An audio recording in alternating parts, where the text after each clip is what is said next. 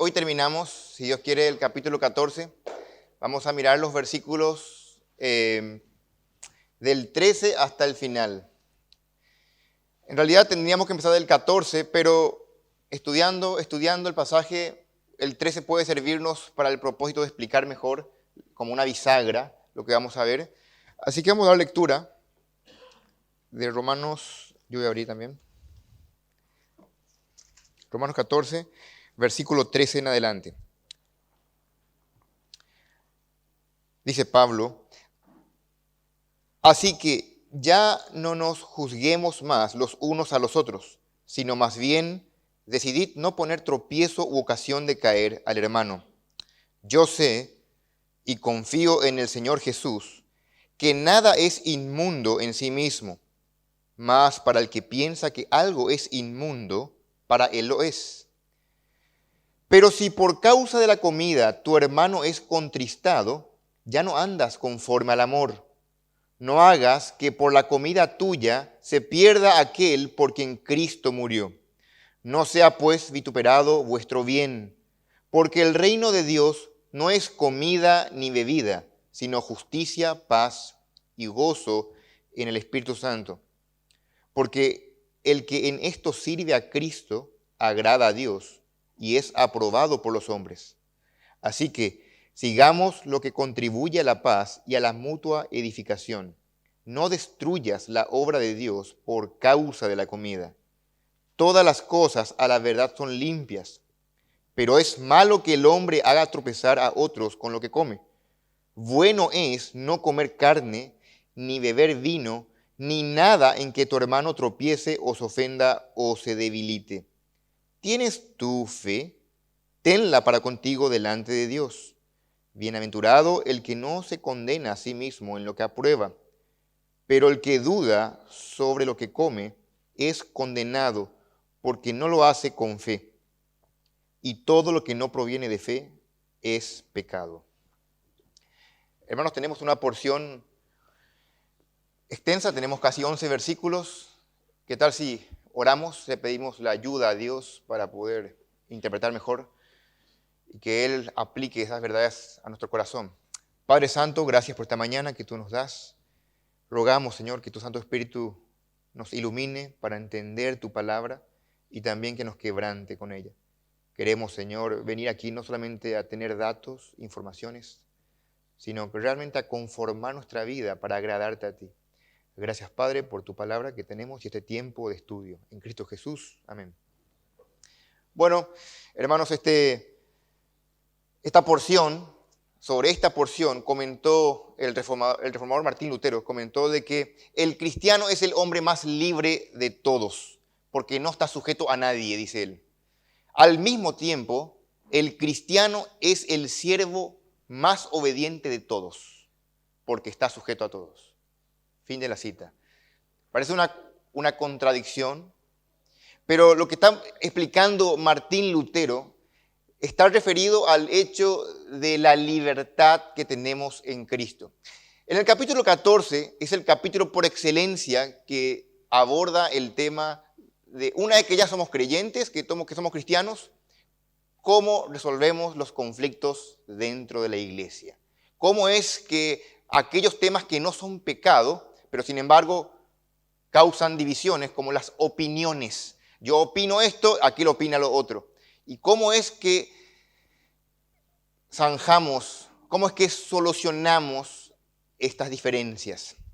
Bueno, del versículo 1 al 12, Pablo se ha referido a la libertad del cristiano y le dice al cristiano fuerte: reciban al débil, y al débil no juzgues al fuerte. Así que del 1 al 12, Pablo aborda la libertad del cristiano. Pero del 13 al 23, Pablo habla de los límites que tenemos que poner a dicha libertad. Hay límites que tenemos, y como vamos a ver esta mañana, hasta inclusive es como un tributo a Dios que nosotros tenemos la posibilidad de usar esas libertades para bendecir a otros. Y ese es el gran propósito. Estoy luchando en mi corazón de no darte ya todo ahora la conclusión, pero quiero que vayas pensando en esta palabra clave que vamos a ver esta mañana, edificación. Todo lo que hacemos, todo es para edificación o debe ser para edificar al hermano. Porque esta porción aborda el hecho de que nuestras libertades deben ser usadas para ese fin, no para la autocomplacencia. De vuelta en esta porción, de estos 11 versículos, Pablo aborda nuestra relación con los débiles. ¿Se acuerdan que habíamos visto que están los fuertes y los débiles? No estamos hablando acá fuertes físicamente ni débiles físicamente. Estamos hablando aquí de, en la iglesia, en toda iglesia del mundo, hay fuertes, hermanos maduros, de conciencia.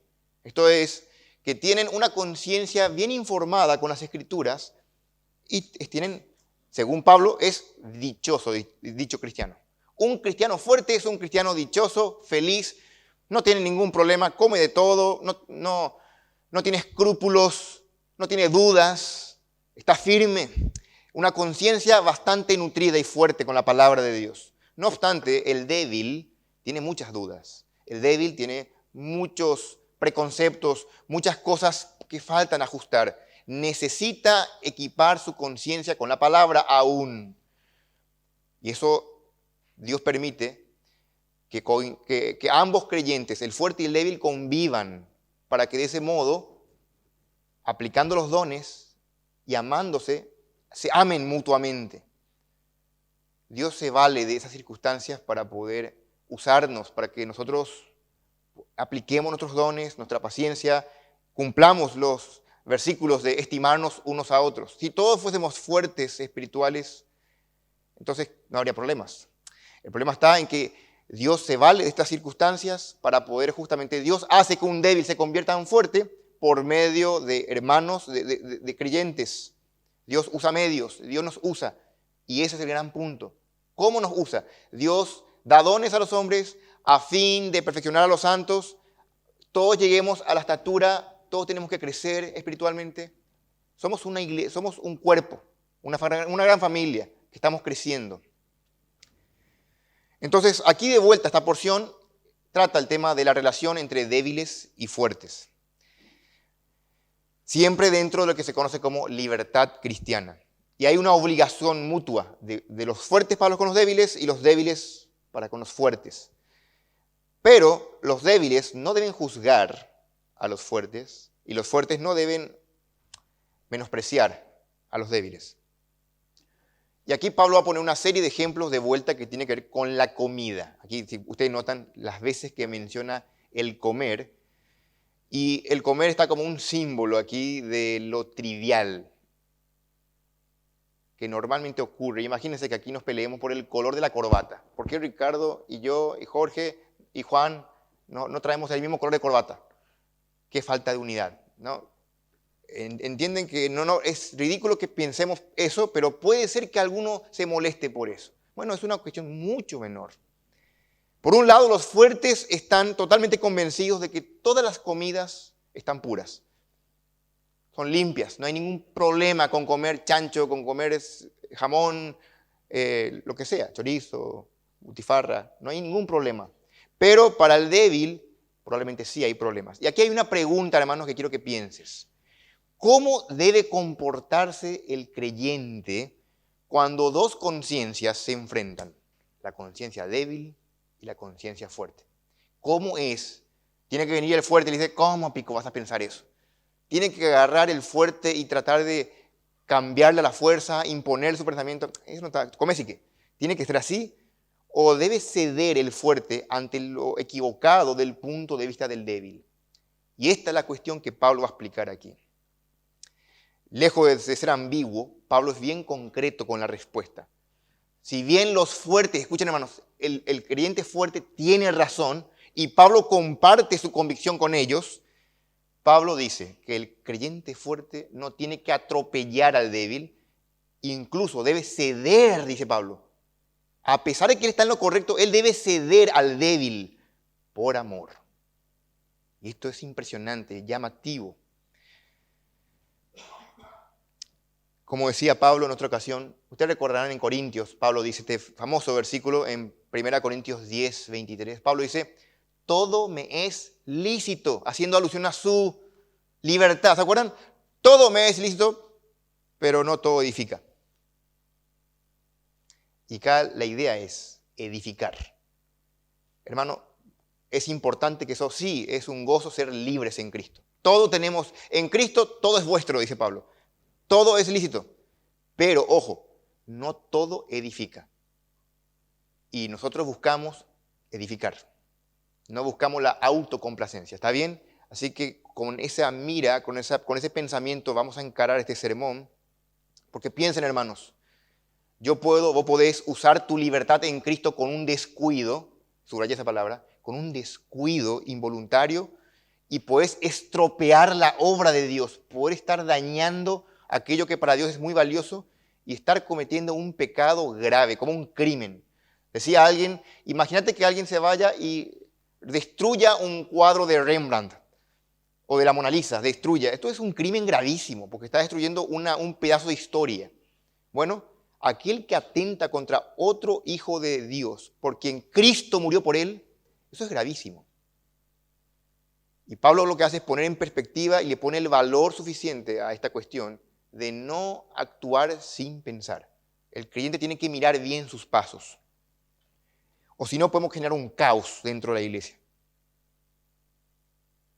Es justamente cuando, hermanos, para que una iglesia madura, y en esa iglesia madura sea un ambiente propicio para el crecimiento, es cuando los creyentes fuertes renuncian a sus prerrogativas de libertad para ceder ante los débiles, sacrificando voluntariamente, autorrestringiéndose esas libertades por amor.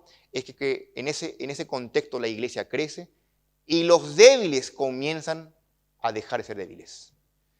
Así que pensando en eso, el sermón de esta mañana se titula, y pensé cómo titular esto, pensando que es un deber. Debemos amar a los que piensan diferente, restringiendo nuestras libertades. Repito, debemos amar a los que piensan diferente. ¿Cómo? Restringiendo nuestras libertades. Y en estos versículos hay varios principios, 4 principios de cómo es que vamos a restringir nuestras libertades para amar a los que piensan distinto. Bueno, una cosa es decir yo amo, otra cosa muy distinta es demostrar ese amor con hechos concretos. Y el amor se basa en decisiones y acciones. Entonces vamos a ver 4 principios y Pablo es muy repetitivo, hermanos. Puede que algunos principios sean sinónimos, se superpongan unos sobre otros. Es la Biblia, hermanos, lo que dijo Pablo. Lo que vamos a tratar es nosotros destilar esos principios y ayudar a entender, para que nuestra mente entienda cómo poder amar a aquel que no piensa como yo, aquel que tiene otras convicciones, pero es mi hermano. Y espero que te sirva, que nos sirva como iglesia. Voy a decir los 4 y luego empezamos, ¿sí? El primer principio de cómo es que podemos restringir nuestras libertades es que nuestra libertad nunca debería hacer que un hermano tropiece. Primer principio.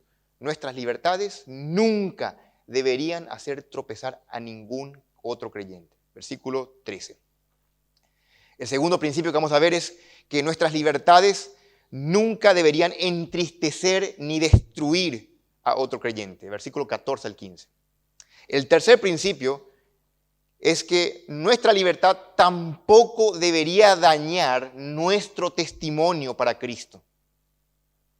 Pensando en los incrédulos, que ven los de afuera, nuestro testimonio. Y por último, es el único principio positivo. Es que nuestra libertad sí debería promover la paz y la edificación. Versículo 19 al 23. Vamos a mirar entonces. Estamos estudiando, debemos amar a los que piensan diferente, restringiendo nuestras libertades. Primer principio, nuestra libertad nunca debería hacer que un hermano tropiece. Versículo 13, lee conmigo por favor, dice allí.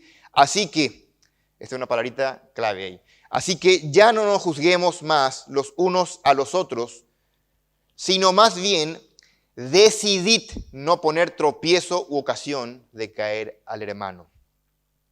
Esto es un juego de palabras. Ya estudiamos este versículo en el sermón anterior. así que no voy a dedicarle mucho tiempo, pero me pareció muy útil como un principio agregar esto aquí. Porque el creyente tiene que ejercer su libertad porque es un gran privilegio, la libertad en Cristo. Ya no estamos esclavos del pecado, no estamos esclavos de nada, somos esclavos del Señor. Y Él nos da la libertad, tenemos libertad en Cristo, pero el tema es que esta libertad no podemos usar para lo que querramos, y mucho menos bajo el peligro de que podemos, sin darnos cuenta, sin malicia, sencillamente por ser descuidados, causar tropiezos. ¿Qué es un tropiezo? Un tropiezo es justamente un motivo para que el hermano peque.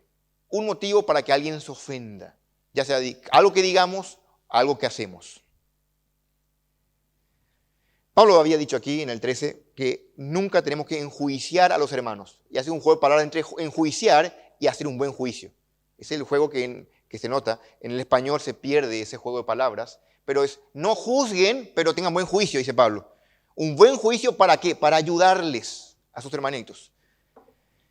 Lo que dice aquí es necesario, y esto es importante, hermano, que entiendas, que entendamos como iglesia. Es importante que decidamos, es una decisión que puedes hacerlo hoy.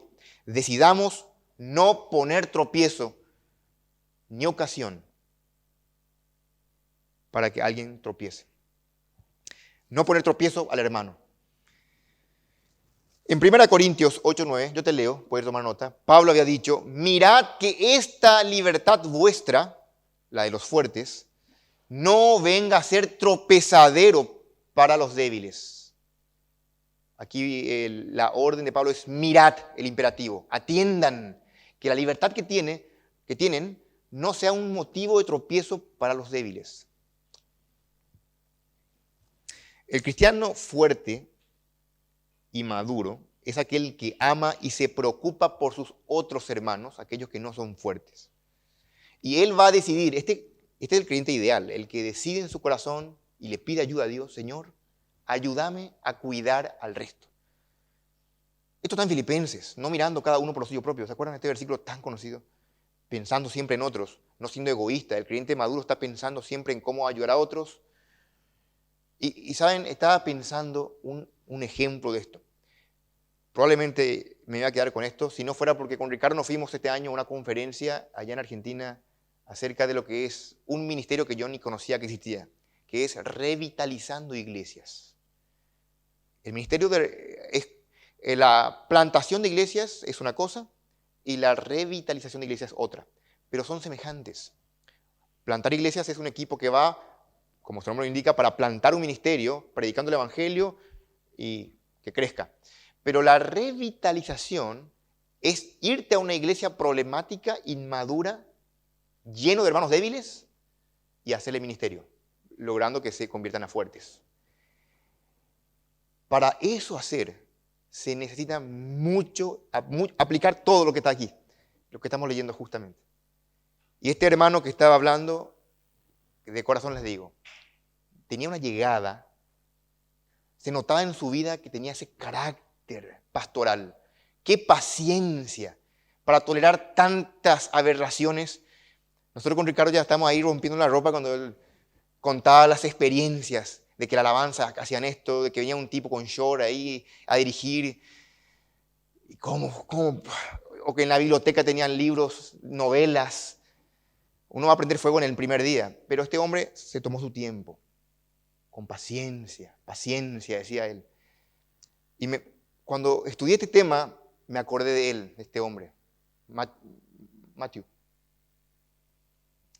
Es un ejemplo viviente para nosotros de lo que es realmente tener un corazón. Y quiero que para que no pierdan de vista y que no sea muy teórico, ¿qué es realmente amar al débil y con paciencia encarar esa inmadurez? Porque lo que realmente, el único camino que tenemos para resolver la inmadurez es el amor. Vos podés ser un erudito, manejas griego, hebreo, sos una cabeza andante, pero si no tenés amor, no sirve de nada. Haces ruido, molestás, inclusive puede ser perjudicial, puede dañar mucha gente. Y Pablo quería justamente este primer punto. Cuidado que vuestra libertad no sea un motivo de tropiezo, dice Pablo.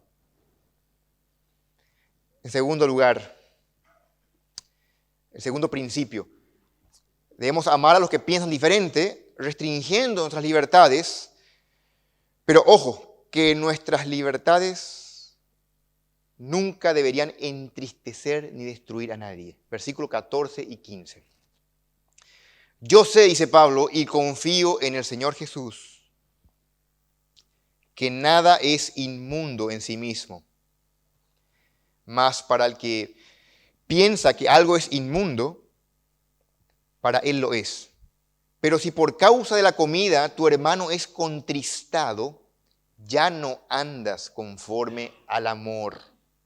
No hagas que por la comida tuya se pierda aquel por quien Cristo murió. Vean, Pablo está diciendo aquí, deben ceder. ¿Ante quién? Ante el hermano débil. Aquí Pablo le da la razón, y Pablo inclusive le usa a Jesucristo cuando dice Pablo, yo sé, dice Pablo, y confío en el Señor Jesús, que fue quien le reveló a Pablo esto, de que nada hay inmundo. Ni el chancho, ni el chorizo, ni la butifarra, ni nada. ¿Nada de qué? ¿La pornografía? No, la pornografía sí. Aquí en el contexto de lo que está hablando es de la comida.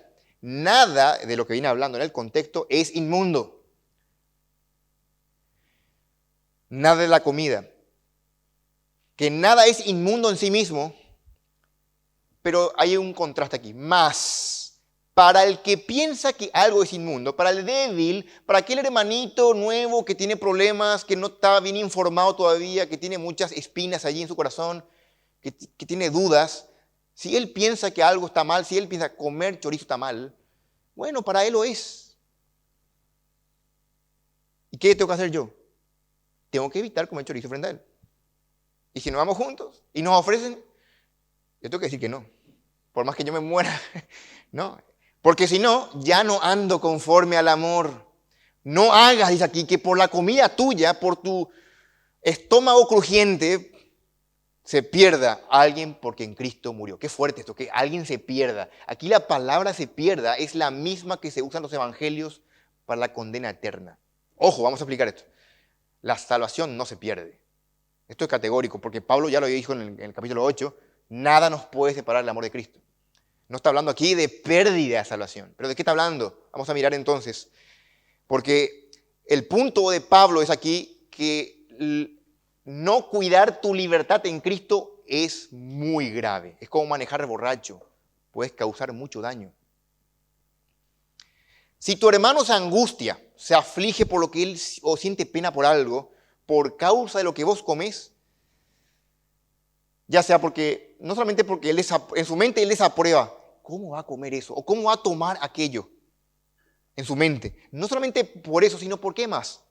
Por la influencia nuestra a que él viole su conciencia y también coma. Imagínense que Juan sale con un nuevo de la iglesia. Se van a comer y Juan tiene ganas de tomar una cerveza. Y el nuevo se queda horrorizado. Pero como tiene respeto por Juan, él también toma. Pero en su mente se siente culpable. ¿Qué hice? Bueno, pero Juan tomó. Miren, eso es justamente el punto aquí. No solamente desaprueba lo que Juan hace, sino que se ve influenciado a él violar su conciencia por culpa de Juan. Ya no te comportas conforme al amor. Porque el amor, recuerden, el amor nunca deja de tener consideración por los otros. Siempre piensa en los débiles. El amor limita la libertad por respeto de la conciencia de los otros. Herir la conciencia de un hermano es, según Pablo, destruir esa conciencia. Y es totalmente incompatible destruir con el amor. El amor no hace nada indebido, el amor no lastima, ¿verdad? No destruyas por causa de la comida al hermano por quien Cristo murió. Pablo aquí usa la palabra hermano 2 veces ya. Y va a usar 4 veces más, va a repetir. En el 13, en el 15 2 veces y en el 21, hablando del débil como hermano. Y agrega una conmovedora descripción, por si fuera poco, por quien Cristo murió. Para recalcar la importancia de esto. No es cualquier cosa. Alguien dijo 3 preguntas para que pensemos. ¿Lo amó Cristo lo suficiente como para morir por él? ¿Y nosotros no lo amaremos lo suficiente como para evitar herir su conciencia? Primera pregunta. Obviamente que tendremos, si Cristo murió por él, ¿quién soy yo para no cuidar esa conciencia y sin embargo herirla? Segunda pregunta, ¿se sacrificó Cristo por su bien? ¿Y nosotros insistiremos en hacer valer nuestros derechos sin tener en cuenta el prejuicio que le hacemos? Cristo murió por el bien de esa persona. Y yo como quiero, no soy paciente, como no me gusta esperar, como yo sé que yo estoy en lo correcto y él está equivocado, a mí no me importa, vas a hacer lo que te digo y ya, comé, ¿qué importa? ¿No? Tirá, es lo que pensás. Hay un proceso, hay una forma. No siempre es tan instantáneo, no siempre la gente entiende tan rápido. A Dios le encanta esto, de una forma que desarrollemos el amor explicándole eso es lo que decía este hermano, que hace revitalización, que en una de las sesiones dice que hay una forma, hay un proceso y lleva tiempo. En esa sesión era para mí, yo decía, porque estaba en el lugar y decía todo lo que yo pensaba, él estaba mal, la había sido. Porque no hay que hacer rápido, hay que hacer lento, en amor, pensando justamente en el débil, en no dañar conciencias, en no lastimar a nadie. Y no queremos esperar. Nos gustan las cosas rápidas. La tercera pregunta, ¿lo salvó Cristo? Y en cambio a nosotros no nos ha de importar destruirlo. Qué contradicción. Pero ¿de qué destrucción está hablando Pablo? ¿Cómo que destrucción? Aquí la palabra es una palabra que es, para hablar de Satanás, el destructor, es Apolión, es de esa raíz que esta palabra aparece, y sencillamente habla de un daño serio al contenido del discipulado de esta persona. Está hablando de la influencia en contra de la conciencia. Ir en contra de la conciencia de alguien está mal. Ir en contra de las convicciones que un hermano tenga. Dañarlo espiritualmente en su crecimiento. Podemos a tal punto dañarlo que este hermano se queda estancado, deprimido, defraudado. Y hay pérdidas. Antes, solamente para reitero, el hermano maduro, el fuerte en la fe, está en lo correcto teológicamente. Para que piensen, Jesús dijo, nada hay fuera del hombre que entre y lo contamine, sino de dentro del hombre está el problema, en el corazón. Pablo dijo a Timoteo, Dios creó todos los alimentos para que con acción de gracias participemos de ellos, los creyentes. Porque todo lo que Dios creó es bueno y nada es de desecharse. Si es que se toma con acción de gracia, dice Pablo en 1 Timoteo 4:3. También a Tito le dijo Pablo, todas las cosas son puras para los puros. Por tanto, podemos decir con toda certeza, con total seguridad doctrinal, que el creyente fuerte está en lo correcto y el débil equivocado. El creyente fuerte está en su plena libertad de gozar de todas las cosas porque Dios la hizo para que la disfrutemos. Es cierto, Él tiene ese derecho. Y encima no hay ningún motivo pecaminoso. Pero el cristiano débil, encima que está equivocado en su manera en que él entiende las cosas, él está equivocado no en un sentido herético, ni siquiera inmoral, sino en un sentido de un entendimiento incompleto y no maduro acerca de su conciencia, y tiene por eso una conciencia muy sensible, mucho más de lo necesario. Se molesta por cosas que no debería molestarse. Dice el versículo 15, de ahí Romanos, pero si por causa de la comida tu hermano es contristado, ya no andas conforme al amor. No hagas que por la comida tuya se pierda aquel por quien Cristo murió. La expresión contristado es lupeo, de donde viene la palabra luto. Tiene el significado básico de causar un dolor o un sinsabor, tristeza. Es triste cuando un cristiano es lastimado por un incrédulo. Vemos en Nigeria que hay creyentes que son lastimados, perseguidos, se queman sus casas, se le pega públicamente. Es triste. pero es más triste cuando un creyente lastima a otro creyente. Y cuando este creyente es fuerte, maduro, lastima a un inmaduro. Eso es peor, una tragedia. El daño es mayor. El daño es mayor cuando un padre ofende a su hijo. Es muy duro. Está bien que el hijo falle con el padre, pero que el padre al hijo. Y mucho más el daño todavía cuando este joven o este creyente débil tiene mucha admiración por este creyente maduro, quien le está dañando. En 1 Corintios 8, no abran, yo les digo, Pablo está haciendo esta argumentación diciendo de que el fuerte no tiene que hacer tropezar al hermano débil en contra de su conciencia. Pero Pablo dice que si alguien hace esto, no solamente carece de amor, sino que también peca contra su hermano y contra el Señor. Dice Pablo en 1 Corintios 8, piensen, hablando de comida, dice Pablo, si bien la vianda o la comida no nos hace más aceptos ante Dios, pues ni porque comamos seremos más, ni porque no comamos seremos menos. Pero mirad, advierte Pablo, que esta libertad vuestra no venga a ser tropezadero para los débiles. ¿Por qué? Porque si alguno te ve a ti, piensen en influencia, si alguno te ve a ti que tienes conocimiento, este es el fuerte, sentado a la mesa en un lugar de ídolos, la conciencia de aquel que es débil no será estimulada a comer de lo sacrificado a los ídolos. Claro que sí. Y vamos a estar influenciando para mal. Escuchen, hermanos, somos seres que influenciamos y que recibimos influencia. No podemos estar ignorantes de esta realidad. Influenciamos. Hay gente que influencia mi vida y yo influencio otras vidas. Cuando hablamos, cuando compartimos gustos, lo que sea. Recibimos y damos influencia. Proverbios advierte, sobre toda cosa guardada, guarda tu corazón. Cuida tu corazón, porque de él mana la vida, hablando justamente de cuidado con qué permitís que influencie en tu vida. Pero un débil en la fe, obviamente va a recibir un gran peso de influencia del hombre fuerte, del creyente maduro. Cuidado con que no estés atento a la influencia que estás dando. Porque Pablo dice que se perderá. Este hermano va a ser contristado, primeramente va a sentir mucha tristeza por lo que está viviendo, porque se está defraudando de su admiración hacia este creyente fuerte, y encima se perderá, como dice Vine, el especialista, la idea no es extinción, sino ruina y pérdida. No de la existencia del ser, no del ir al infierno, sino ruina del bienestar.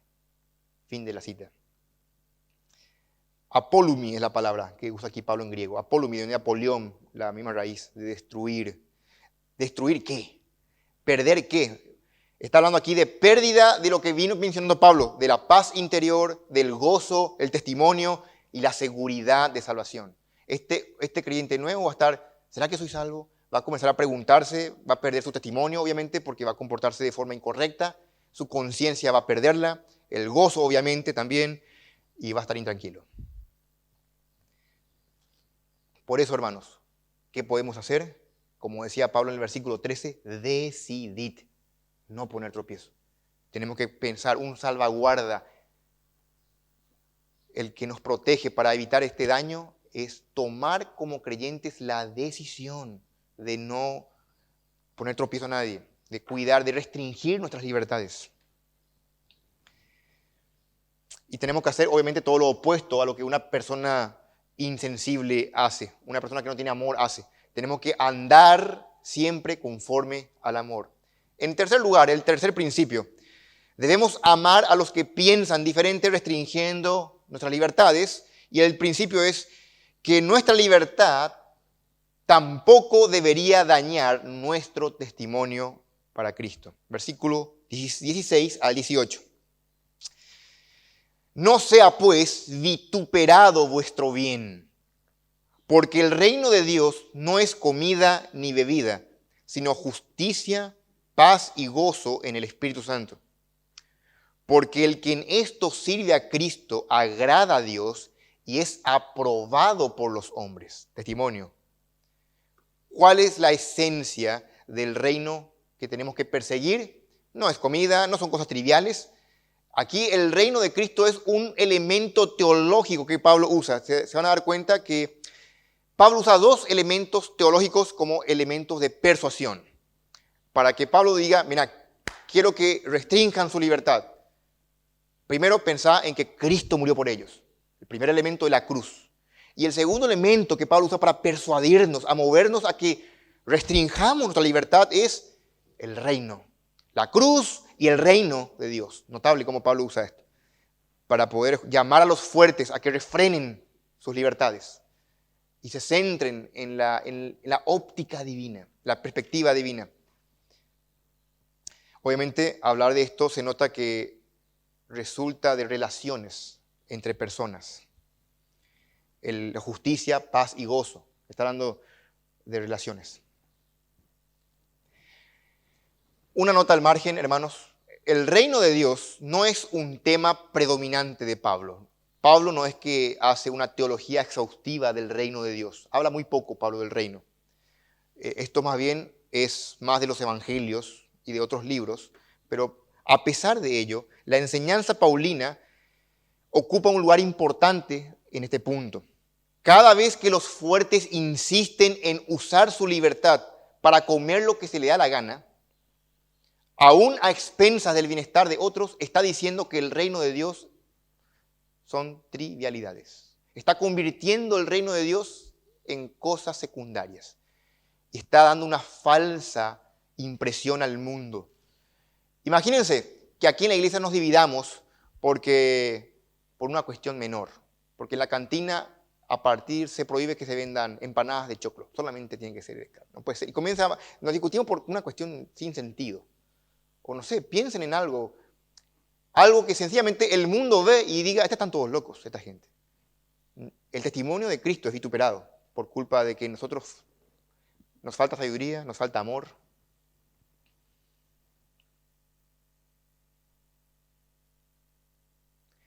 ¿Ustedes se acuerdan que en Romanos capítulo 2 dice Pablo que a los judíos que el nombre de Cristo es blasfemado por causa de vosotros? Puede ser que alguna iglesia, por causa de no refrenar sus libertades, el nombre de Cristo es blasfemado. Qué triste, ¿verdad? Que supuestos cristianos maduros, por ser tan egoístas y querer hacer valer sus derechos, porque están mentalmente en lo correcto. Ellos tienen razón, pero la forma en que actúan sin amor hace que sencillamente quebranten esto que es mayor, ofendiendo a sus hermanitos y dando un testimonio terrible al mundo. ¿Se acuerdan? En esto conocerán quién son mis discípulos. ¿Cómo? Demostrando que tienen razón siempre, ganando los debates. No, en que nos amemos unos a otros. No hay lenguaje más potente que el lenguaje del amor.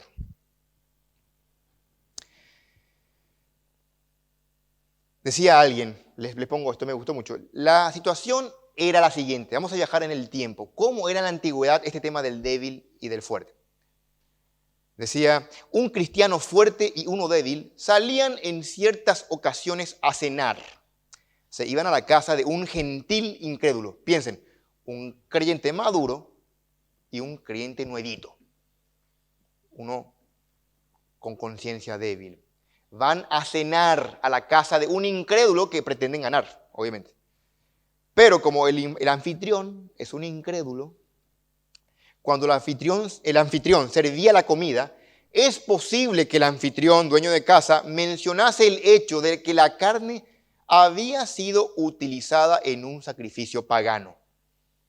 Obviamente, el creyente débil se sentía perturbado de inmediato y le va a decir al creyente fuerte, yo no voy a comer esa comida. Obviamente, por su conciencia está aturdida. ¿Qué debería hacer el creyente fuerte? Por amor a su hermano de conciencia débil, el creyente fuerte debería unirse junto con el hermano débil y decir, gracias, no vamos a comer esa comida. Aunque ese acto de abnegado amor pudiese ofender al anfitrión del incrédulo por un tiempo, también podría ser usado por el Espíritu de Dios en algún futuro para mostrarle la profundidad del amor cristiano y con eso atraerle al Evangelio. Este es el fin de la cita. Interesante cómo este historiador narra estos eventos. Y para que pensemos, sí, se va a sentir ofendido en el momento, ¿cómo van a rechazar mi cena? El hermano fuerte dice, es riquísimo, ¿eh? Qué rico. Pero en su mente él dice, yo voy a abnegarme y voy a por amor al débil. Y el incrédulo va a darse cuenta de este tipo de amor. Y él dice, yo quiero esa clase de amor, yo quiero eso. Y Dios va a usar, va a valerse de ese amor para estirarle, atraerles a esos incrédulos. Eso es mucho más potente a que coma la comida y qué me importa lo que piense él, que se quede lastimado, defraudado. Ahora, el argumento de esto, piensen, Pablo lo había dicho. Abrí tu Biblia en 1 Corintios 9, para que veas que esto es evangelístico. 1 Corintios 9, 19. Estamos hablando del testimonio. Hay que cuidar nuestras libertades para no dañar el testimonio. 1 Corintios 9, 19.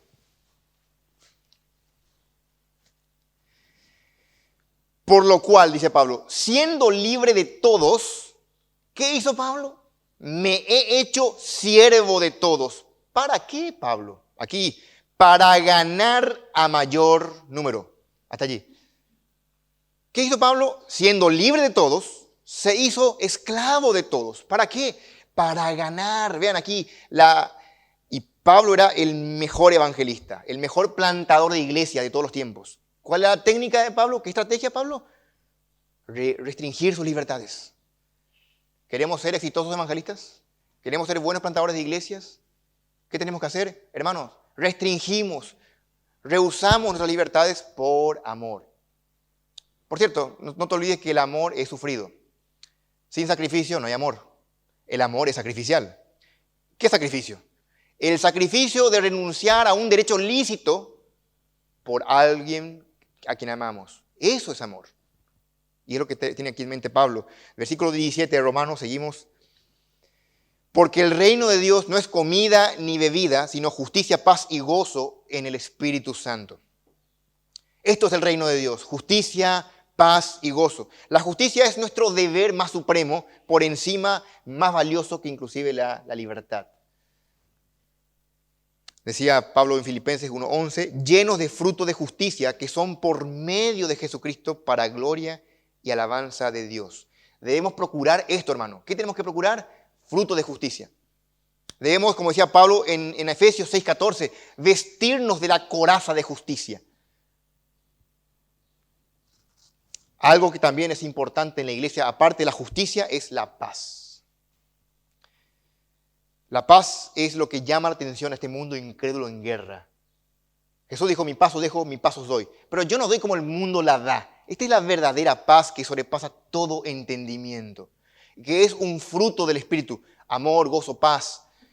La paz es algo que solamente proviene del Espíritu de Dios, en un ambiente de amor fraterno. Había dicho justamente en Gálatas 5, amaos los unos a los otros con amor fraterno, decía Pablo. Es en este ambiente donde reina la paz. Al igual que la paz también, el gozo de los creyentes es producto de la justicia. Cuando hacemos justicia, sentimos gozo. Decía Salmo, me encanta este versículo, siempre gastado para mí, pero lo uso, que los mandamientos de Jehová son rectos, que alegran el corazón. Los mandamientos son rectos, que nos llenan de gozo, podemos decir. El gozo proviene de la justicia. Cuando estamos en obediencia a Dios, tenemos un corazón gozoso. Cuando David cayó en pecado, ¿se acuerdan? Lo opuesto, David, devuélveme el gozo.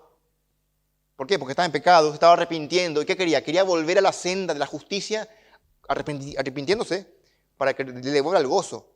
La perspectiva alegre de la vida cristiana cuando estamos en sintonía con Dios, cumpliendo sus mandatos. ¿Qué es el reino de Dios? Justicia, paz y gozo. Aún en medio de los problemas, persecuciones, penalidades, problemas. No es cualquier gozo, decía Pablo en 1 de Tesalonicenses 1:6, gozo del Espíritu Santo. Es algo que viene de Dios. Versículo 18 ahí, Romanos 14, 18. ¿Por qué? porque el que en esto sirve a Cristo, la palabra clave es sirve, agrada a Dios y es aprobado por los hombres. Noten que para Dios que yo renuncie a mi libertad es un servicio. Dios lo ve como algo, como un tributo, decíamos. El que en esto, ¿qué es esto? El que en esto, ¿de qué está hablando Pablo allí? De lo que dijo anterior. Renunciar a las libertades. El que en esto sirve a Cristo agrada a Dios y es aprobado por los hombres. Cuando servimos a Cristo de una forma abnegada, cuando renunciamos a nuestros derechos, podemos demostrar, como decía Pablo en Filipenses, ¿se acuerdan? 2:15? Irreprensibles, que somos irreprensibles y sencillos, hijos de Dios sin mancha, en medio de una generación maligna y perversa, en medio de la cual resplandecéis como luminares en el mundo. Como creyentes tenemos que reflejar el reino, ciudadanos del reino. Somos embajadores del reino, ¿verdad? Un embajador representa a la nación, somos embajadores en nombre de Cristo. El reino de los cielos está cerca, nosotros presentamos al reino. Justicia, paz, gozo. No siempre están representadas bien cuando sencillamente no rehusamos nuestras libertades.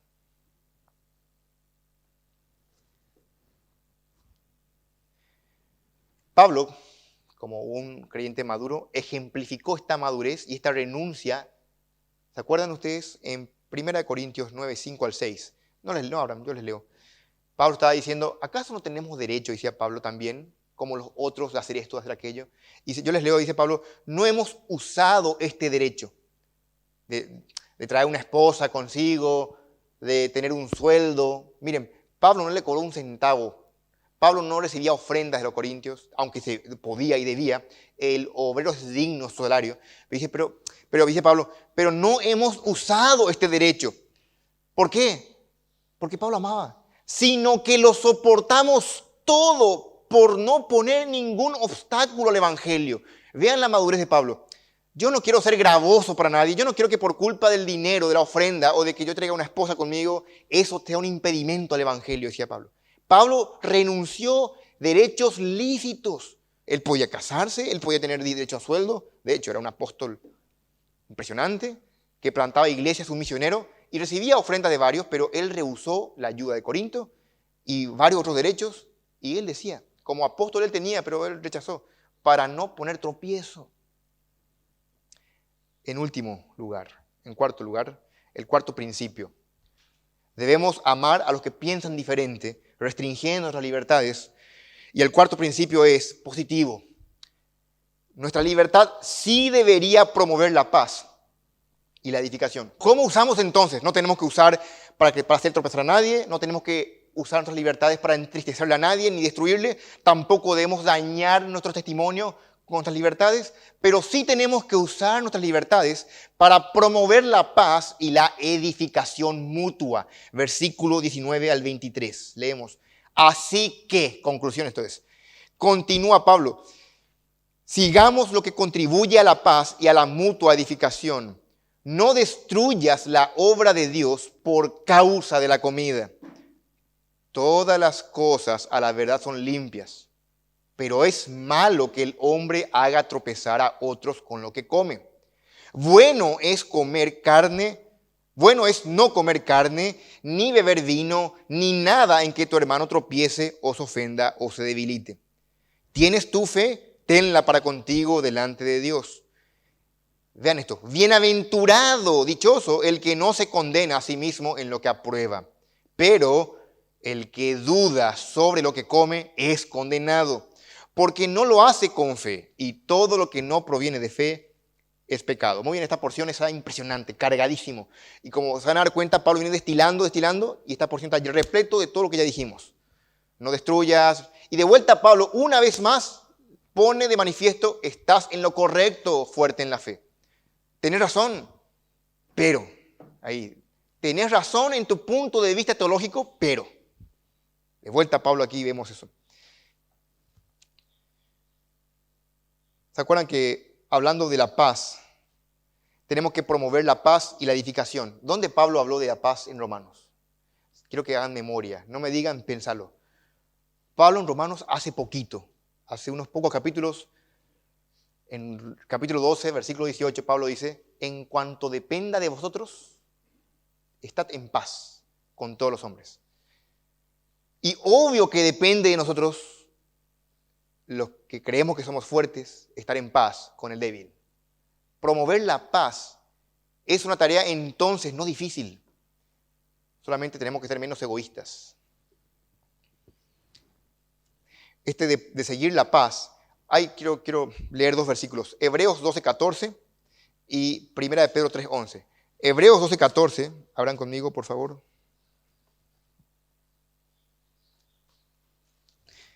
Dice el autor de los Hebreos, por lo cual, 14, seguid la paz con todos y la santidad, sin la cual nadie verá al Señor. Seguid la paz con todos. Esto es lo que tenemos que promover, la paz. 1 de Pedro 3:11, ahí cerquita.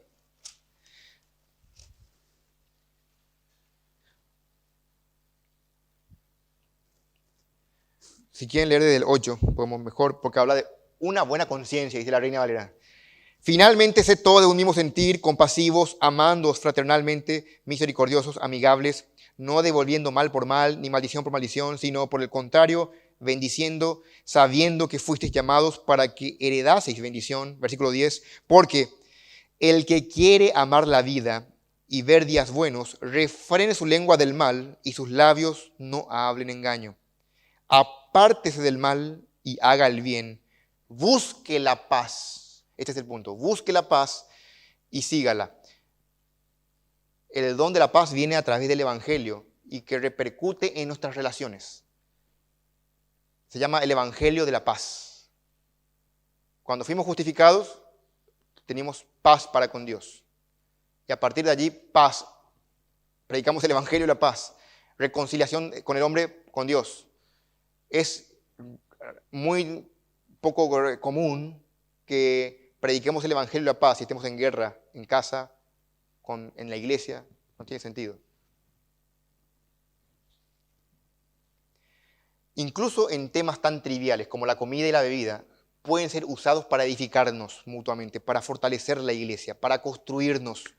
Y eso es lo que tiene aquí Pablo en mente. Usar temas triviales como la opinión que tenemos distintas, diferentes opiniones, para allí bendecirnos, tolerarnos, ser paciente con otros y atajar mi lengua, pensar, orar un poco más y juntos estudiar la Biblia estimándonos. No destruyas, dice aquí, la obra de Dios por causa de la comida. ¿Qué obra? Podemos destruir este edificio. Esta es la obra de Dios. No está hablando aquí de cosas materiales. ¿Cuál es la obra de Dios que tiene en mente aquí Pablo? En el contexto, la obra de Dios son las personas. Recuerden que según Efesios 2:10, somos hechura suya, creados en Cristo Jesús para buenas obras. Son las personas, los creyentes, a quienes no tenemos que destruir. Puede también que se refiera a la comunidad de la iglesia, al grupo de creyentes, también puede ser. Aquí la palabra griega es katalio, que significa arrancar o derribar, se utilizaba para edificios, por eso que se refiere en forma figurada al cuerpo o a la persona.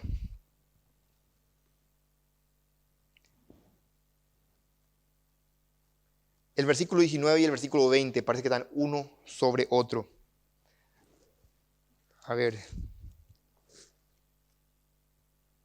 Así que sigamos, versículo 19, así que sigamos lo que contribuye a la paz y a la mutua edificación. Aquí está. Vean que dice la mutua edificación, construir, y el versículo 20, que es su opuesto, no destruyas. Esto es, construir el edificio, destruir el edificio. Están como un juego de palabras uno encima de otro. Versículo 20, no destruyas la obra de Dios por causa de la comida. Es un contraste intencional de Pablo que en el idioma original se aprecia con mucho más potencia. Pablo es irónico, utiliza la ironía para exponer el punto. ¿La comida es más que la paz? ¿La salud del estómago por encima de la salud de la iglesia? Obvio, la respuesta es no, ¿verdad? ¿Están ustedes los fuertes realmente dispuestos, pregunta Pablo? ¿Están realmente dispuestos a angustiar a sus hermanitos por causa de lo que comen o dañarlos espiritualmente por comidas o opiniones? ¿O estimar, valorar sus comidas más que el reino de Dios? Y ahora, demoler la obra de Dios por causa de la comida. Vean, todo es comida, comida, comida. La respuesta a todo esto es, claro que no.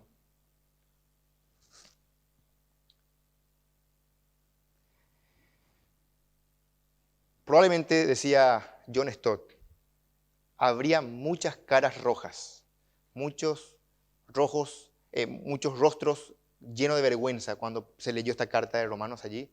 Muchos creyentes fuertes, después de escuchar esta lectura, se habrán quedado allí avergonzados, compungidos, como corresponde, diciendo, qué egoísta soy, ¿cierto? Qué mal, fallé. Obviamente la idea siempre es buscar el arrepentimiento, ¿verdad? Pero cuando se leyó, pensar la primera vez que se leyó esto en Romanos, allí en Roma, y se leía la carta, y muchos ahí que tenían problemas con la comida y escucharon esto, qué vergüenza habrán sentido. El Espíritu de Dios agarrando su corazón y apretándole fuerte, evidenciando. ¿Cómo será el día después? Este hermano mirar con otro ojo a sus hermanos, con mucha más paciencia, quizás, perdóname, siendo con una actitud mucho más amorosa y tierna. Ahora voy a orar por ellos. Señor, Señor, te pido para que entienda ya este punto, no sé, va a ser distinto a partir de allí. Versículo 20 y 21, hay otro contraste, está lleno de contraste, y recuerden que a Pablo le encanta esto, porque son dos clases de comportamiento, uno es malo y otro es bueno. Dice allí el 20, el 20b, todas las cosas a la verdad son limpias, pero es malo, dice Pablo. Vean, cierto muchachos, cierto, todas las cosas son limpias, no hay ningún alimento que es pecaminoso, cierto, pero, dice Pablo, pero es malo que por causa de la comida hagas tropezar a alguien. Eso es malo. Vean, ahora pone el contraste en el 21, dice Pablo, bueno. Vean, la palabra aquí en el griego es kakos y kalos. Kakos, malo, kalos, bueno. Y es un juego, es como interesantísimo cómo Pablo hace jueguitos de palabras para golpear la vista. Kakos, kalos, dice que allí. Malo, bueno. Es malo hacer caer a alguien. Cierto, no hay ninguna comida pecaminosa, pero es malo que por la comida alguien caiga. Es bueno, dice aquí Pablo. Esto sí es bueno. ¿Qué es lo que es bueno? Que renuncies a la comida. Renuncia a la bebida. Aquí 21. Bueno es no comer. Bueno es no comer ni beber vino ni nada en que tu hermano tropiece. Hasta allí está el original. Esto que dice después no está en los mejores manuscritos. No molesta, pero no está. Esto que dice aquí, o se ofenda o se debilite, es un agregado. Eso no está. Tampoco molesta. Quizás sirve para clarificar más, pero en los papiros originales está solamente hasta el punto de tropiece.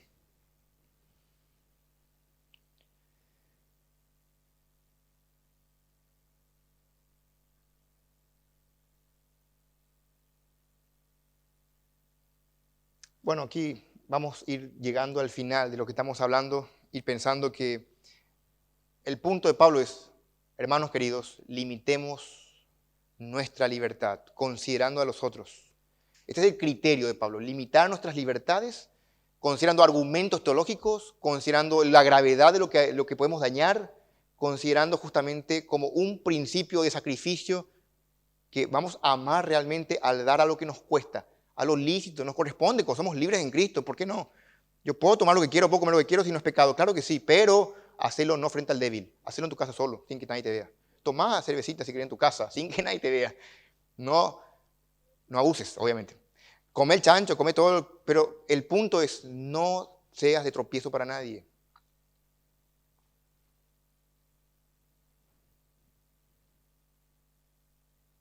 Porque los débiles no pensaban como el fuerte, ellos tenían problemas con la comida, por algunos alimentos. Recuerden que los débiles eran los judíos que venían del judaísmo, fueron de chicos criados, de que no todos eran puros. ¿Se acuerdan cuando Pedro está en Hechos, los apóstoles, ahí en Hechos, cuando narra que Pedro ve una visión que desciende un lienzo, un manto, y hay mucha comida, y Pedro mata y come? No, Señor, porque nunca en mi boca ha entrado un alimento inmundo. No llames tú inmundo lo que fue purificado. Y ahí Pedro entiende, ¿se acuerdan? Porque todo ya fue santificado, ya no hay ningún problema. Pero Pedro fue criado también en esa cultura, así que obviamente los creyentes que venían del judaísmo, muchos de ellos tenían problemas con la comida, muchos tabúes, muchos paradigmas. Pablo concluye en el versículo 22 y 23. Obviamente, para Pablo es mejor que nos volvamos vegetarianos, hasta inclusive, puedes pensar y todo. No estamos hablando aquí de veganismo ni nada, pero Pablo dice, si tenés que volverte vegetariano por amor, hacelo. Si tenés que renunciar a un asadacho, si le ofende a alguien, si eso es el motivo por el cual vas a edificar a tu hermano y vas a demostrar tu amor, hacelo.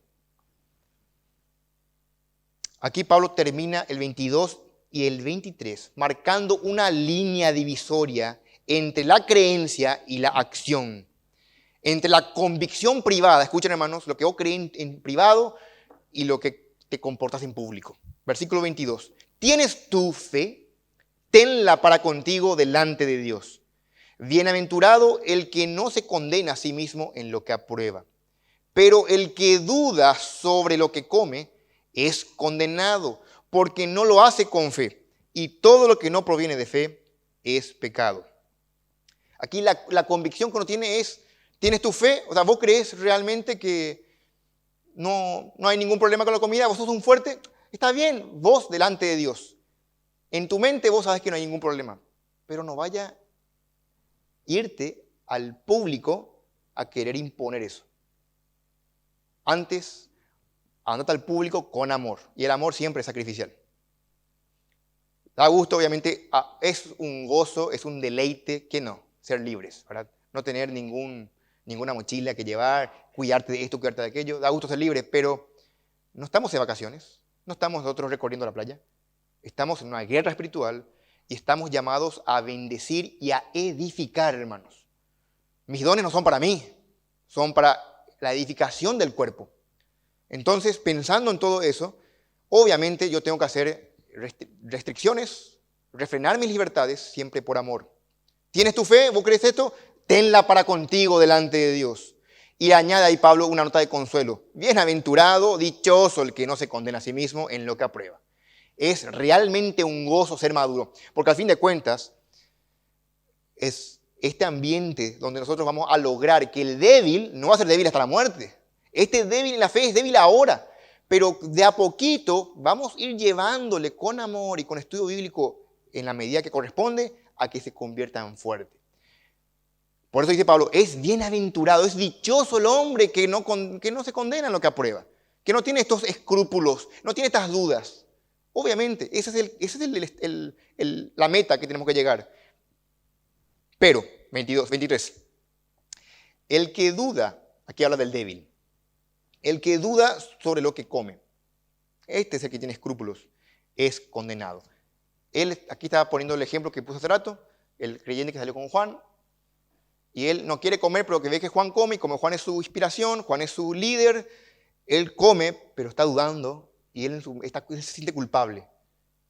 Él ahí mismo está condenado. O sea, está pecando. Está yendo contra su conciencia, contra su convicción. Por más de que no es pecaminoso lo que está comiendo, pero él lo cree. Y está yendo contra lo que cree. Y eso no está bien. No es bueno ir contra la conciencia. Lo que hay que hacer es educar la conciencia, pero eso lleva tiempo.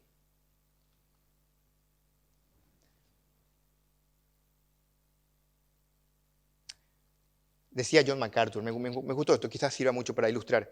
La estipulación correspondiente aquí, dice él, es así como el creyente fuerte comete pecado al hacer que un hermano débil vaya en contra de su conciencia, el hermano débil peca o es condenado cuando va en contra de las convicciones de su propia fe y sucumbe a aquellos que su conciencia condena como pecaminoso.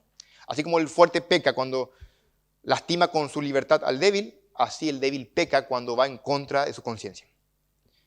Fin de la cita. A fin de cuentas, estos versículos es como, decía alguien, un epigrama, una poesía que exalta la conciencia en un lugar más alto. La buena conciencia. En conclusión, podemos pensar, después de todo lo que hemos visto, estos 4 principios, tenemos que amar al que piensa distinto. Tenemos que amar a todos. La Biblia dice que tenemos que amar al enemigo, tenemos que amar a todos, pero aquí el tema de debate es cuando tenemos en la iglesia distintas opiniones. Decía John Stott, solo cuando la libertad es libertad para negarse a sí mismo y no solo la libertad para disfrutar de todo lo que Dios creador ha pronunciado, es la libertad que viene del Espíritu. Fin de la cita. La verdadera libertad no es libertad de hacer lo que quiero, sino lo que debo. La edificación es el tema favorito de Pablo en todas sus epístolas. La edificación, edificación, edificación. En Corintios está lleno. Cada cristiano de esta iglesia, Comunidad Bíblica de la Gracia, aquí, hermanos, nosotros tenemos el deber de esforzarnos por edificarnos unos a otros. ¿Qué es lo opuesto a la edificación? El tropiezo. No seamos tropiezo, por el contrario, edifiquémonos. ¿Se dan cuenta el mundo opuesto de edificarnos y ser tropiezo? Es ciertamente muy repetitivo, reiterativo con sus ideas Pablo en esta porción y sigue, esto va hasta el capítulo 15 y va a hablar aquí de agradarse a sí mismo. No nos agrademos a nosotros, importante como Pablo ahora ataca el mismo problema de varias aristas. Voy a explicar eso, Juan. La iglesia no es, escuchen hermanos, la iglesia no está para que nosotros nos edifiquemos de forma aislada. Dios no diseñó la iglesia así. La iglesia lo diseñó Dios para que nos edifiquemos de forma conjunta, como grupo. No hay la iglesia en casa, ve por YouTube, no hay eso. Dios diseñó la iglesia para que estemos como una familia reunida y en conjunto, con nuestras diferencias, aplicando amor, el amor que Dios ha derramado en nuestros corazones, negándonos a nosotros mismos, que es parte del Evangelio, negándonos constantemente libertades. De esa forma vayamos creciendo.